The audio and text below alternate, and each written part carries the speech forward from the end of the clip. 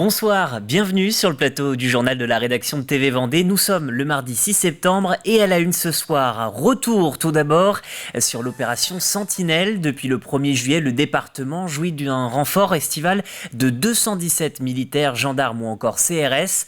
Un surplus bienvenu pour protéger les Vendéens et touristes. Reportage dans quelques instants. Nous reviendrons aussi sur la rentrée des collèges vendéens. La nouvelle rectrice de l'académie s'est notamment déplacée à Chantonnay pour faire le point sur les priorités dans les établissements publics. Au programme renforcement des acquis en français, lecture et maths, mais aussi lutte contre le harcèlement scolaire.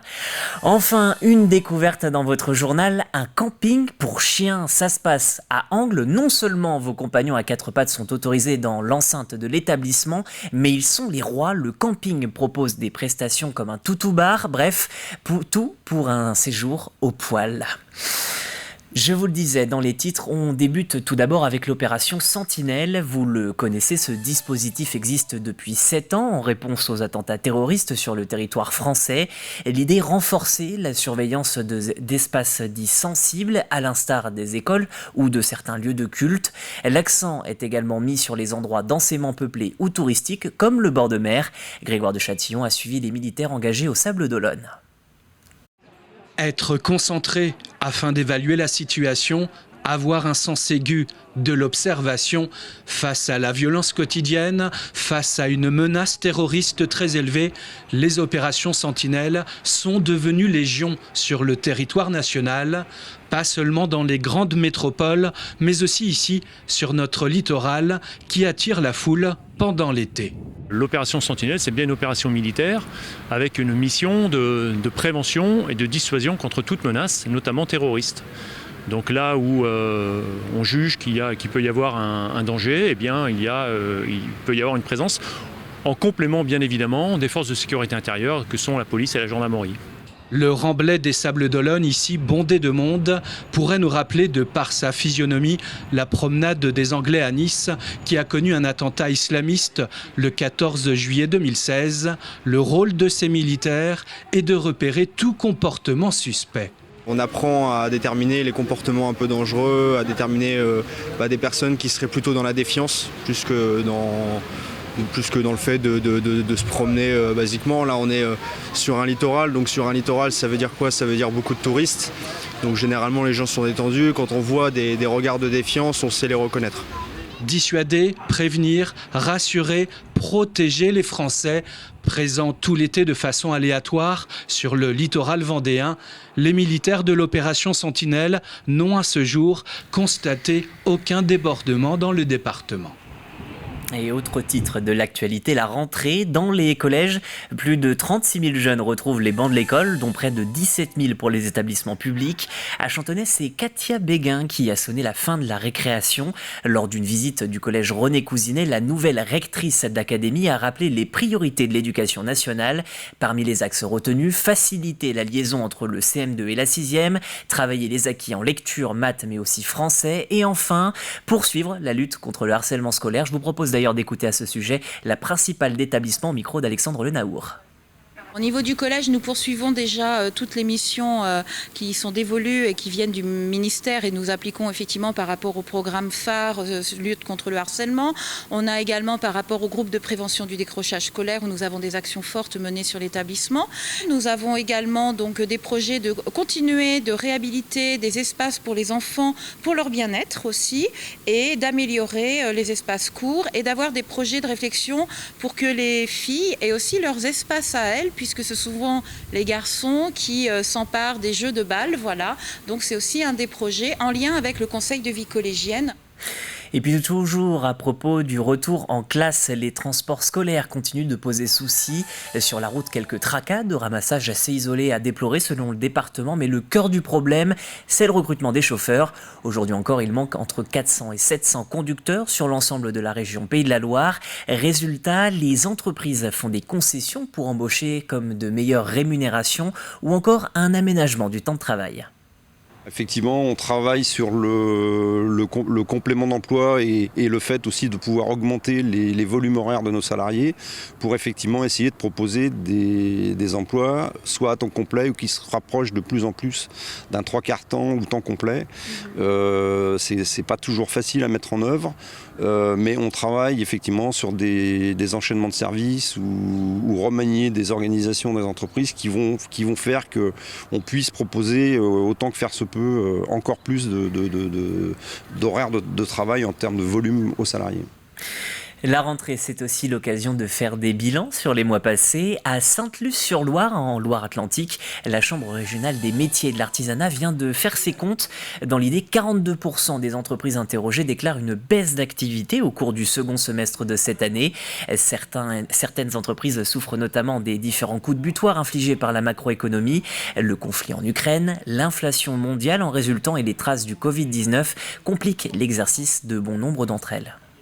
Globalement, toutes les entreprises artisanales sont plus ou moins touchées, mais on a quand même notamment le secteur du bâtiment, le secteur du alimentaire, le secteur des biens et services aux entreprises sont des secteurs qui sont plus particulièrement touchés parce qu'ils ont plusieurs problématiques, à la fois la problématique de l'approvisionnement de matières premières, les surcoûts sur l'énergie et puis sur les carburants, et puis également aussi la problématique aussi du besoin de main-d'œuvre, la problématique du recrutement. Donc on sait qu'il y a bon nombre d'entreprises ne peuvent pas développer leurs chiffres comme ils le souhaiteraient parce qu'ils n'ont pas la main-d'œuvre nécessaire. Et avis aux amateurs des modes de transport doux, la communauté de communes du pays de Fontenay-Vendée vous donne rendez-vous pour la fête du vélo et des écomobilités. Ça se passera du 16 au 24 septembre prochain. Le but, renforcer l'utilisation de véhicules peu polluants. Les animations annoncées sont nombreuses, ciné-débat, réparation de vélos, stands et encore prévention routière. À noter aussi cette grande nouveauté, une plateforme de covoiturage. Elle propose des trajets locaux du quotidien. L'objectif est quand même de toucher les entreprises, les salariés, pour qu'ils puissent s'organiser grâce à cette plateforme qui est financée par la communauté de communes, s'organiser pour covoiturer au maximum, dans la mesure du possible, sur le territoire, mais aussi vers les autres territoires voisins, pour limiter le nombre de voitures sur la route et aussi pour des raisons économiques, puisque quand on convoiture, forcément, ça revient moins cher à tout le monde. Ils peuvent télécharger l'application Mobicop, réseau Mobicop, s'inscrire, c'est important. La région pourra donner une participation de 2 € pour le conducteur, qui sera versée directement au conducteur. Et si l'application vous intéresse, rendez-vous sur internet sur covoiturage.fontenay-vendée.fr. Je répète, covoiturage.fontenay-vendée, sans tirer entre Fontenay et Vendée.fr. Un petit air de vacances à présent avec ce camping pas comme les autres. À Angles, le camping 3 étoiles Le Port de Mauric propose pour la 4e année consécutive des prestations réservées aux chiens. Votre compagnon pourra profiter d'un bar, d'une douche et de bien d'autres éléments de confort rien que pour lui. Une prestation un peu particulière qu'Alix Lanos a essayé pour vous. Ces deux-là se sont rencontrés pendant les vacances et ne se quittent plus. Ils se donnent rendez-vous au Toutou Park tous les jours. Il faut dire que dans ce camping, tout tourne autour des chiens et c'est bien ce que leurs maîtres sont venus chercher. On a fait des vacances pour nous avant et maintenant on fait une semaine pour le chien. En général, on fait le circuit Toutou Park, Toutou Douche. On va au restaurant avec lui, on va au bar avec lui, donc c'est génial, on peut tout faire avec lui, quoi. C'est vraiment un membre à part de la famille. Et ici, on peut venir avec tous les membres de la famille, puisque le camping de 150 emplacements accepte jusqu'à 3 chiens en pleine saison. Pour Frédéric et Marilyn qui arrivent du Nord, il n'en fallait pas plus pour les convaincre de réserver leur semaine avec Marshmallow et Mikado. Nous d'habitude on part en location, mais c'est compliqué de partir avec 2 chiens et de taille vraiment déjà bien conséquente. Donc là c'était l'idéal, jusqu'à 3 chiens on a dit allez on y va quoi. On parle beaucoup plus facilement avec d'autres personnes et puis forcément les gens ont des chiens donc c'est forcément des gens bien on va dire. Les maîtres font connaissance et les chiens aussi. Chaque terrasse de mobil-home est clôturée, mais dans les allées, bulldog, labrador ou caniche se rencontrent à longueur de journée. Christine avait d'ailleurs quelques appréhensions à passer ses vacances avec autant de chiens, mais finalement... On avait peur qu'elle aboie tout le temps, quand elle est avec nous sur le bungalow, chaque fois qu'il y a un chien qui passe. Donc ça a été plutôt rare. Et même là, j'ai l'impression que c'est plutôt rare. Rares sont les chiens qui aboient comme des fous quand les autres passent. Donc à mon avis, ils se mettent aussi... ils prennent l'habitude également d'être avec les autres chiens. Bon retour, bonne rentrée. Merci beaucoup. À bientôt. Permettre aux gens de se rencontrer, de profiter des animations classiques du camping tout en chouchoutant leurs amis à quatre pattes, c'était le pari des deux femmes qui ont lancé l'activité du camping du port de Mauric il y a 4 ans. Un pari plus que gagnant. On a commencé tout doucement, histoire de voir un petit peu la tendance. On s'est dit, on nous a surtout dit ne misez pas tout sur les chiens, on ne sait jamais. On a fait le plein tout l'été et là, en septembre, c'est encore complet en hébergement locatif. Il faudra donc désormais attendre la basse saison pour réserver. Mais bonne nouvelle, à cette période, vous pouvez emmener jusqu'à 4 chiens dans vos valises. Et avant de se quitter, une petite idée de sortie pour la fin du mois. Les médiévales de Tiffauges reviennent les 24 et 25 septembre prochains. Le thème pour cette 5e édition, le siège de la forteresse. L'histoire se déroule en 1371 alors que la châtelaine alliée des Anglais doit résister à l'attaque menée par le duc d'Anjou, représentant du roi de France. Outre ce siège, les médiévales vous proposent de redécouvrir la vie quotidienne au XIVe siècle. Le seul truc qu'on a inventé, c'est qu'il n'y a jamais eu de siège à Tiffauges au XIVe siècle.